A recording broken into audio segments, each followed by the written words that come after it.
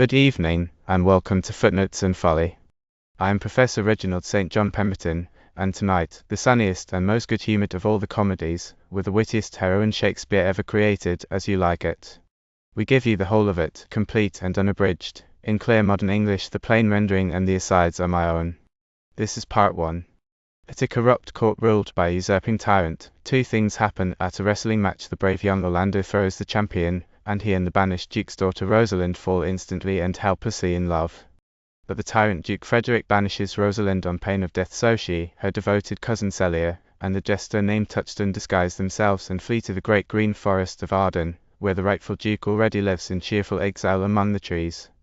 Almost the whole play will unfold in that enchanted wood, where the rules of the court fall away and love runs wild. Let us begin. In an orchard near Oliver's house, Orlando enters with Adam. As I remember it, Adam, my father's will, left me only a poor 1,000 crowns, and, as you say, charged my brother on his blessing to bring me up properly. That is where my unhappiness begins. He keeps my brother Jax at school, and everyone speaks splendidly of his progress. But he keeps me at home like a country laborer, or, to speak more accurately, leaves me here at home with no care at all. Can you call it care for a gentleman of my birth, when it differs in no way from the stalling of an ox? His horses are better bred than I am. Besides being well fed and handsome, they are trained in their exercises, and expensive riders are hired for that purpose. But I, his brother, gain nothing from him except growth, for which the animals on his dunghills are as much indebted to him as I am. Along with this nothing that he gives me so abundantly, his behavior seems to take away the something that nature gave me. He lets me eat with his farmhands, denies me the place of a brother, and does all he can to undermine my gentility by my upbringing. This, Adam, is what grieves me, and my father's spirit, which I think is within me, begins to rebel against this servitude. I will endure it no longer, though as yet I know no wise way to escape it. Oliver enters. There comes my master, your brother. Stand aside, Adam, and you shall hear how he will scold me. Adam withdraws. Now, sir, what are you doing here? Nothing. I have not been taught to do anything. What are you spoiling then, sir? Indeed, sir, I am helping you spoil what God made, a poor, unworthy brother of yours, by keeping him idle. Then find better employment, sir, and go be worthless elsewhere for a while. Shall I keep your hogs and eat husks with them? What prodigal inheritance have I wasted, that I should be reduced to such poverty? Do you know where you are, sir? Oh, sir, very well, here in your orchard. Do you know before whom you stand, sir? Yes, better than the man I stand before knows me. I know you are my eldest brother, and by the gentle bond of blood you ought to know me as your brother too. Custom among nations gives you rank above me because you were born first, but that same custom does not take away my blood, even if 20 brothers stood between us. I have as much of my father in me as you do, though I admit that your being born before me brings you nearer to his place of honor. What boy? Come, come, elder brother, you are too young in this. Will you lay hands on me, villain? I am no villain. I am the youngest son of Sir Rowland de Boys. He was my father, and whoever says such a father begot villains is 3 times a villain himself. If you were not my brother, I would not take this hand from your throat until my other hand had pulled out your tongue for saying it. You have insulted yourself. Sweet masters, be patient. For your father's memory, be at peace. Let me go, I say. I will not until I choose. You shall hear me. My father charged you in his will to give me a good education. You have trained me like a peasant, keeping from me and hiding all qualities proper to a gentleman. My father's spirit grows strong in me, and I will endure this no longer. So either allow me the exercises fitting for a gentleman, or give me the poor portion my father left me by his testament. With that, I will go seek my fortune. And what will you do then? Beg when it is spent? Well, sir, go inside. I will not be troubled with you much longer. You shall have some part of what you want. Now leave me. I have offended you no more than is proper for my own good. Go with him, you old dog. Is old dog my reward? True enough, I have lost my teeth in your service. God be with my old master. He would never have spoken such a word. Or, Lando and Adam exit. Is that how it is? Are you beginning to rise against me? I will cure your overgrowth, and I will not give you the 1,000 crowns either. Hello, Dennis. Dennis enters. Did your worship call? Was Charles the Duke's wrestler not here to speak with me? If it please you, he is here at the door and is pressing to see you. Call him in. Dennis exits. This will be a good way, and the wrestling is tomorrow. Charles enters. Good morning to your worship. Good Monsieur Charles. What is the newest news at the new court? There is no news at court, sir, except the old news. The old duke has been banished by his younger brother, the new duke, and 3 or 4 loyal lords have gone into voluntary exile with him. Their lands and revenues enrich the new duke, so he gives them generous leave to wander. Can you tell me whether Rosalind, the duke's daughter, was banished with her father? Oh no. The duke's daughter, her cousin, loves her so dearly, the two having been raised together from their cradles, that she would either have followed Rosalind into exile or died of being left behind. Rosalind is at court, and her uncle loves her no less than he loves his own daughter. Never did two ladies love each other as they do. Where will the old Duke live? They say he is already in the forest of Arden, with many merry men around him, and there they live like the old Robin Hood of England. They say many young gentlemen flock to him every day and pass the time carelessly, as people did in the Golden Age. And you wrestle tomorrow before the new Duke? Indeed I do, sir, and I came to tell you something. I have been secretly informed, sir, that your younger brother Orlando means to come in disguise and try a fall against me. Tomorrow, sir, I wrestle for my reputation, and any man who escapes me without a broken limb will have done very well. Your brother is young and tender, and out of love for you, I would be sorry to throw him, as I must for my own honor if he enters. Therefore, because I love you, I came here to tell you, so that you might either keep him from his intention, or bear calmly whatever disgrace he runs into, since it is a danger he has sought out for himself, and entirely against my will. Charles, I thank you for your love to me, and you shall find that I will repay it most kindly. I myself had heard of my brother's purpose in this matter, and have worked indirectly to dissuade him from it, but he is determined. I will tell you, Charles, he is the most stubborn young fellow in France, full of ambition, a jealous rival of every man's good qualities, and a secret, villainous plotter against me, his natural brother. So use your judgment. I would as willingly have you break his neck as his finger. And you had best be careful, for if you give him even the slightest disgrace, or if he does not win great honor over you, he will scheme against you with poison, trap you by some treacherous device, and never stop until he has taken your life by some indirect means or other. I assure you, and I almost speak it with tears, there is not one so young and so villainous alive today. I speak only as a brother of him, but if I were to dissect him for you as he truly is, I would have to blush and weep, and you would grow pale and marvel. I am heartily glad I came here to you. If he comes tomorrow, I will give him his payment. If he ever walks alone again, I will never wrestle for a prize again. And so, God keep your worship. Charles exits. Farewell, good Charles. Now I will provoke this rash young player. I hope I shall see the end of him, for my soul, though I do not know why, hates nothing more than him.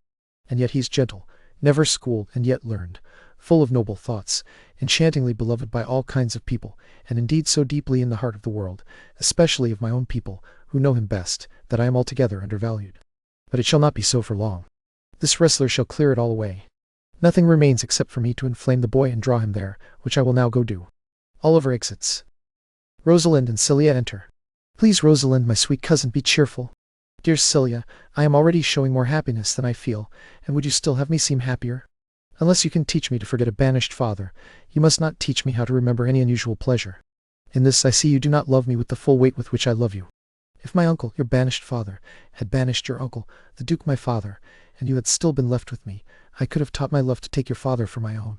So would you, if the truth of your love for me were as justly balanced as mine is for you? Well, I will forget the condition of my own fortune in order to rejoice in yours. You know my father has no child but me, and is not likely to have another, and truly, when he dies, you shall be his heir. What he has taken by force from your father, I will return to you out of love. On my honor I will. And if I break that oath, let me become a monster. Therefore, my sweet Rose, my dear Rose, be merry. From now on I will, cousin, and I will think up amusements. Let me see, what do you think of falling in love? Yes, please do, for sport, but love no man in earnest, and do not even play at love any further than you can safely come away from it with an honest blush.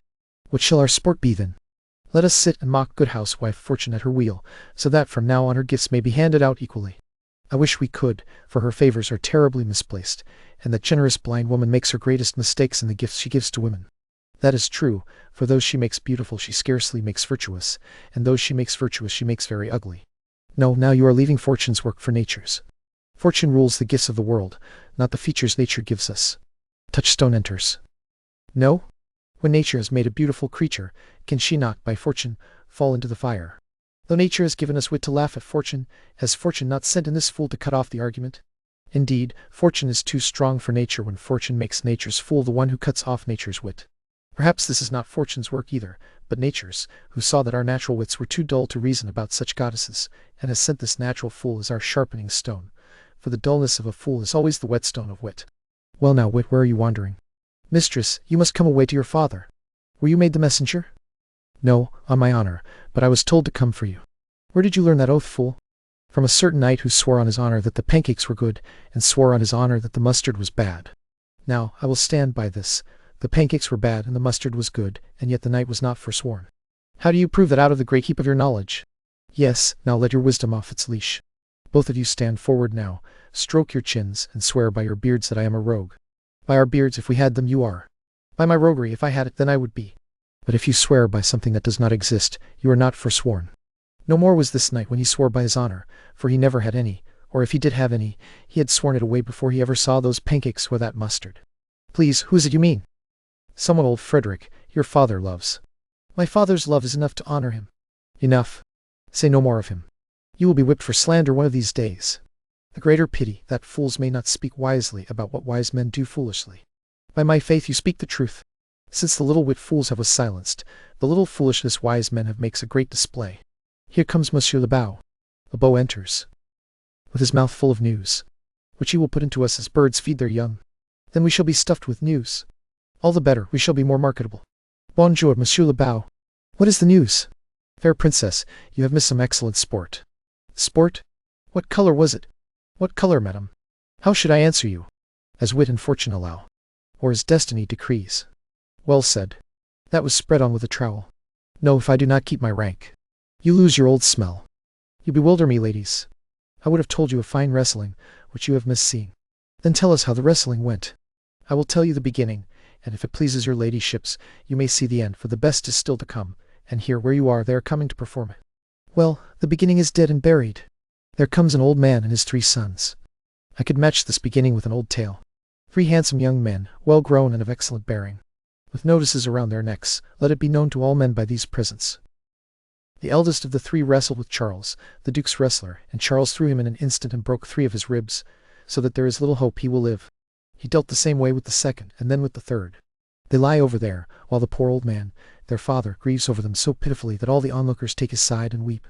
Alas! But what was the sport, monsieur, that the ladies missed? Why, the very thing I am speaking of. So men may grow wiser every day. This is the first time I ever heard that breaking ribs was sport for ladies. Or I promise you. But is there anyone else longing to hear this broken music in his sides? Is there still another who dotes on rib breaking? Shall we watch this wrestling, cousin? You must, if you stay here, for this is the place appointed for the wrestling, and they are ready to perform it. Surely, there they come. Let us stay now and see it. A flourish sounds. Duke Frederick enters with Lords Orlando, Charles, and attendants. Come on. Since the youth will not be persuaded, let the danger of his boldness fall on himself. Is that the man over there? That is he, madam. Alas, he is too young. Yet he looks as if he might succeed. Well now, daughter and cousin, have you crept here to see the wrestling? Yes, my lord, if it please you to give us leave. You will take little pleasure in it, I can tell you. The odds are so unequal. Out of pity for the challenger's youth, I would gladly dissuade him, but he will not be persuaded. Speak to him, ladies. See if you can move him. Call him over, good Monsieur Le Beau. Do so. I will stand aside. Duke Frederick steps aside. Monsieur Challenger, the princess calls for you. I attend on them with all respect and duty. Young man, have you challenged Charles the wrestler? No, fair princess. He is the general challenger. I merely come in as others do, to test the strength of my youth against him. Young gentleman, your spirit is too bold for your years. You have seen cruel proof of this man's strength. If you saw yourself clearly, or knew yourself by sound judgment, fear for this venture would advise you to choose a more equal undertaking. For your own sake, we beg you to value your safety and give up this attempt. Do, young sir. Your reputation will not be lowered for it. We will petition the Duke ourselves that the wrestling not go forward. I beg you, do not punish me with harsh thoughts, though I admit I would be greatly at fault to refuse anything asked by such fair and excellent ladies. But let your kind eyes and gentle wishes go with me to my trial. If I am beaten, only one man is shamed, and he was never favored by fortune. If I am killed, only one man dies, and he is willing enough. I will wrong no friends, for I have none to mourn me. I will injure no world, for I own nothing in it. I merely fill a place in the world, and it may be better filled when I have made it empty. The little strength I have, I wish it were with you. And mine too, to add to hers. Farewell. May heaven prove me wrong about you. May your heart's desires go with you. Come, where is this young gallant who is so eager to lie down with his mother earth? Ready, sir, though his wish has a more modest purpose in it. You shall try only one fall. No, I assure your grace, you will not persuade him to a second, since you have so strongly tried to persuade him away from the first. You mean to mock me afterward. You should not have mocked me beforehand. But come on. Now, Hercules, give this young man your speed. I wish I were invisible, so I could catch the strong fellow by the leg. Orlando and Charles wrestle. Oh, excellent young man. If I had a thunderbolt in my eye, I know who would fall. Charles is thrown. There is a shout. No more, no more. Yes, I beg your grace. I am not even out of breath yet. How are you, Charles?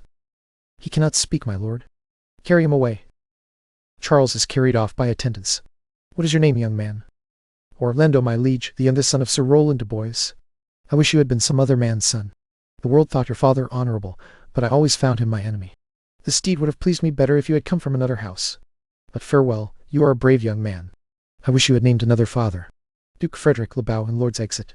If I were my father, cousin, would I do this? I am prouder to be Sir Roland's son, his youngest son, and would not trade that name to be adopted heir to Frederick. My father loved Sir Roland as his own soul, and all the world agreed with my father.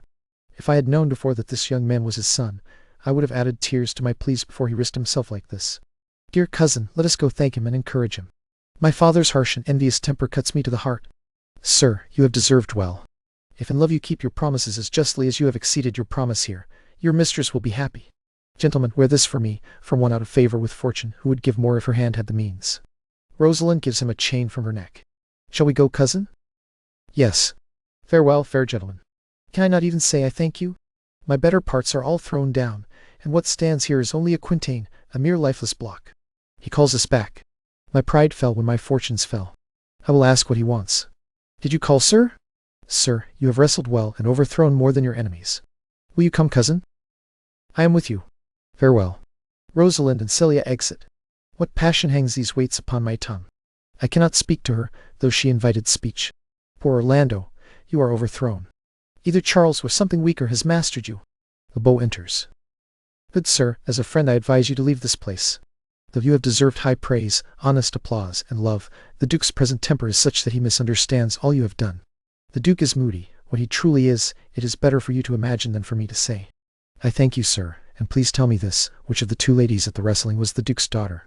Neither is his daughter, if we judge by manners. Yet in truth, the shorter one is his daughter. The other is daughter to the banished Duke, and is kept here by her usurping uncle to keep his daughter company. Their love is dearer than the natural bond of sisters. But I can tell you that lately this Duke has taken a dislike to his gentle niece, based on no reason except that the people praise her virtues, and pity her for her good father's sake. On my life, his malice against the lady will suddenly break out. Sir, farewell. Hereafter, in a better world than this, I shall hope for more friendship and acquaintance with you. I am much obliged to you. Farewell. The beau exits. So I must go from smoke into suffocation, from a tyrant duke to a tyrant brother. But heavenly Rosalind. Orlando exits. Celia and Rosalind enter. Why, cousin? Why, Rosalind? Cupid have mercy. Not a word? Not one I would throw to a dog. No, your words are too precious to waste on curs. Throw some of them at me. Come, knock me lame with reasons. Then there would be two cousins laid up, one lame by reasons, and the other mad without any. But is all this sorrow for your father? No, some of it is for my child's father. Oh, how full of thorns this everyday world is. They are only burrs, cousin, tossed on you in holiday play. If we do not keep to the beaten paths, even our petticoats will catch them. I could shake them from my coat. These burrs are in my heart. Cough them away. I would try if I could cry him and have him. Come, come, wrestle with your feelings. Oh, they take the side of a better wrestler than I am. Well, good luck to you. In time, even after a fall, you will try again. But let us put these jokes out of service and speak seriously. Is it possible that so suddenly you have fallen into such strong affection for old Sir Roland's youngest son? The Duke, my father, loved his father dearly. Does it follow that you must love his son dearly? By that line of pursuit I should hate him, because my father dearly hated his father, yet I do not hate Orlando. No, truly do not hate him for my sake. Why should I not? Does he not deserve well? Duke Frederick enters with lords. Let me love him for that, and you love him because I do. Look, here comes the Duke, with his eyes full of anger. Mistress, make ready with all safe haste, and leave our court. Me, uncle? You, cousin. If within 10 days you are found as near as 20 miles to our public court, you shall die for it. I beg your grace, let me carry with me the knowledge of my fault. If I am secretly plotting with myself, or know any guilty desire in myself, if I am not dreaming or out of my senses, as I trust I am not, then, dear uncle, not even in the first unborn thought have I ever offended your highness. So say all traitors. If clearing themselves were only a matter of words, they would be as innocent as grace itself. Let it be enough for you that I do not trust you. Yet your mistrust cannot make me a traitor. Tell me what your suspicion rests on. You are your father's daughter. That is enough. I was so when your highness took his dukedom. I was so when your highness banished him. Treason is not inherited, my lord, or if we did receive it from our kin, what has that to do with me? My father was no traitor. Then, good my lord, do not so mistake me as to think my poverty is treacherous. Dear sovereign, hear me speak. Yes, Celia, we kept her here for your sake, otherwise she would have gone wandering with her father. I did not then beg you to let her stay. It was your pleasure and your own pity. I was too young then to know her worth, but now I know her. If she is a traitor, then so am I. We have always slept together, risen at the same moment, learned, played, and eaten together. Wherever we went, like Juno's swans, we went paired and inseparable. She is too subtle for you. Her gentleness, her very silence, and her patience speak to the people, and they pity her. You are a fool. She steals your good name from you, and you will shine brighter and seem more virtuous when she is gone. So do not open your lips. My sentence on her is firm and cannot be changed. She is banished. Then pronounce that sentence on me too, my lord. I cannot live without her company. You are a fool. You, niece, prepare yourself. If you stay beyond the time allowed, on my honor and by the weight of my word, you die. Duke Frederick and the lords leave. Oh, my poor Rosalind, where will you go? Will you exchange fathers? I will give you mine. I charge you, do not grieve more than I do. I have more cause. You have not, cousin. Please be cheerful. Do you not know that the Duke has banished me, his daughter? He has not. No, has he not? Then Rosalind lacks the love that should teach you that you and I are one. Shall we be torn apart? Shall we part, sweet girl? No. Let my father look for another heir. So plan with me how we may flee, where to go, and what to carry with us. Do not try to take this change upon yourself, bearing your griefs alone and leaving me out. By this heaven, now pale over our sorrows, say what you can, I will go with you. Why, where shall we go? To seek my uncle in the forest of Arden. Alas, what danger it will be for us, maidens as we are, to travel so far abroad. Beauty provokes thieves sooner than gold does. I will dress myself in poor, plain clothing and darken my face with a kind of brown stain. You do the same, then we can pass along without stirring attackers. Would it not be better, because I am taller than ordinary, for me to dress in every way like a man? I will wear a stout short axe at my thigh, carry a boar spear in my hand, and whatever hidden woman's fear lies in my heart, we will put on a swaggering, soldierly appearance, as many manly cowards do when they brave the world with their outward show. What shall I call you when you are a man? I will have no worse a name than Jove's own page, so be sure you call me Ganymede. But what will you be called? Something that refers to my condition, no longer Cilia, but Aliena. But cousin, what if we tried to steal the clownish fool from your father's court? Would he not be a comfort on our journey? He would go with me over the whole wide world. Leave it to me to persuade him. Let us go, gather our jewels and our money, and plan the best time and safest way to hide from the pursuit that will be made after my flight. Now let us go contentedly toward freedom, not banishment. They leave. Duke Senior enters with Amiens and 2 or 3 lords, all dressed as foresters. Now, my companions and brothers in exile, has long habit not made this life sweeter than the life of painted ceremony? Are these woods not safer than the jealous court? Here we feel no curse of Adam, except the changing seasons, the icy bite and rough scolding of the winter wind. When it bites and blows against my body until I shrink with cold, I smile and say, this is no flattery. These are honest counselors, making me feel what I truly am. Adversity has its sweet uses. Like the toad, ugly and poisonous, it still carries a precious jewel in its head. And in this life of ours, away from public crowds, we find tongues in trees, books in running brooks, sermons in stones, and good in everything. I would not exchange it. Your grace is fortunate, because you can turn the stubbornness of fortune into so quiet and sweet a way of life. Come, shall we go and kill some venison? And yet it troubles me that these poor spotted fools, native citizens of this deserted city, should have their round haunches pierced by forked arrowheads within their own borders. Indeed, my lord, the melancholy Jacques grieves over that, and on that point he swears you are a greater usurper than the brother who banished you. Today my lord Amiens, and I slipped behind him as he lay stretched out under an oak, whose ancient root shows above the brook that runs noisily through this wood. To that place came a poor solitary stag, wounded by the hunter's aim to waste away. And truly, my lord, the wretched animal gave such groans that each breath seemed to stretch his hide, almost to bursting, and great round tears chased one another down his innocent nose in a pitiful stream. So the hairy fool, closely watched by melancholy Jacques, stood at the very edge of the swift brook, adding to it with his tears. But what did Jacques say? Did he not draw a moral from the sight? Oh yes, 1,000 comparisons. First, seeing the deer weep into the stream that needed no more water, he said, poor dear, you make your will as worldly men do, giving all you have to what already has too much.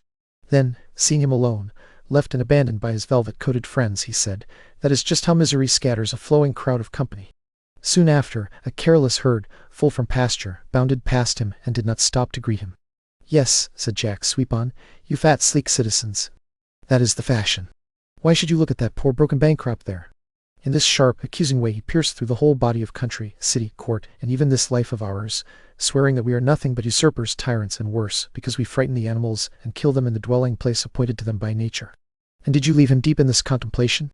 We did, my lord, still weeping and making comments over the sobbing deer. Show me the place. I like meeting him in these gloomy moods, for then he is full of things to say. I will take you to him at once. They exit. Duke Frederick enters in a room of the palace with lords. Duke Frederick says, can it be possible that no one saw them? It cannot be. Some villains in my court have agreed to this and allowed it. First Lord says, I cannot hear of anyone who saw her. The ladies who attend her chamber saw her in bed, and early in the morning they found the bed robbed of its mistress. Second Lord says, my lord, the filthy clown your grace so often used to laugh at is also missing. Hesperia, the princess's gentlewoman, admits that she secretly overheard your daughter and her cousin praising the qualities and graces of the wrestler who lately defeated the muscular Charles.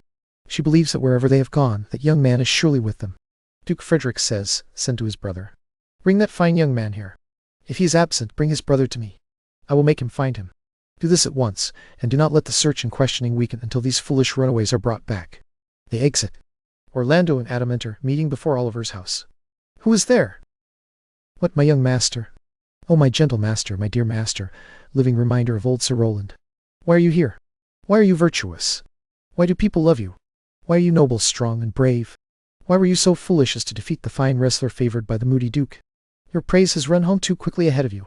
Do you not know, master, that for some men their best qualities only become their enemies? Yours do the same. Your virtues, gentle master, are sacred and holy traitors against you. Oh, what a world this is when a man's own excellence poisons the man who carries it. Why, what is the matter? Oh, unhappy young man, do not come inside these doors. Under this roof lies the enemy of all your good qualities. Your brother no brother, yet the son no not the son. I will not call him son of the man I was about to call his father, has heard your praises, and tonight he means to burn the room where you usually sleep with you inside it. If that fails, he will find other ways to destroy you. I overheard him and his plans. This is no place for you. This house is only a slaughterhouse. Hate it, fear it, do not enter it. Why, where, Adam, would you have me go? Anywhere at all, so long as you do not come here. What, would you have me go and beg for food, or take up a rough, dishonorable sword and force a thief's living from people on the highway? I must do that, or else I do not know what to do. Yet, I will not do that, whatever happens. I would rather give myself over to the malice of corrupted blood, and a bloody-minded brother. But do not do that. I have 500 crowns, the careful wages I saved while serving your father. I stored them up to be my nurse and comfort when service should fail in my old limbs, and neglected age should be thrown into corners. Take it, and may he who feeds the ravens, who wisely provides even for the sparrow, comfort me in my age. Here is the gold. I give it all to you. Let me be your servant. Though I look old, I am still strong and hearty, for in my youth I never poured hot, rebellious drink into my blood, nor shamelessly pursued the causes of weakness and decay. So my age is like a vigorous winter, frosty but wholesome. Let me go with you. I will do the work of a younger man in all your business and necessities. Oh, good old man, how clearly you show the faithful service of the ancient world, when servants worked hard from duty, not for reward. You do not belong to the fashion of these times, when no one will work hard except for advancement, and once they have it, the very possession of it chokes off their service. It is not so with you. But poor old man, you are pruning a rotten tree, one that cannot yield even a blossom in return for all your care and labor. Still, come along. We will go together, and before we have spent the wages of your youth, we will find some settled, humble contentment. Master, go on, and I will follow you to my last breath with truth and loyalty. From 17 years old until now, almost 80, I lived here, but now I live here no more. At 17 many people go seeking their fortunes, but at 80 it is a week too late. Yet fortune cannot reward me better than to die honorably and not in debt to my master. They exit. And there we will pause. The court is left behind, and our heroes are bound for the forest of Arden. Rosalind, disguised as a saucy young man called Ganymede, Celia is a shepherdess, and Orlando, separately, fleeing his murderous brother with his faithful old servant Adam. They are all heading for the same wood, and none of them knows it. Next time, in Part 2, Arden itself, the most famous speech about the ages of man and a most unusual courtship. Mind the footnotes, and beware the folly.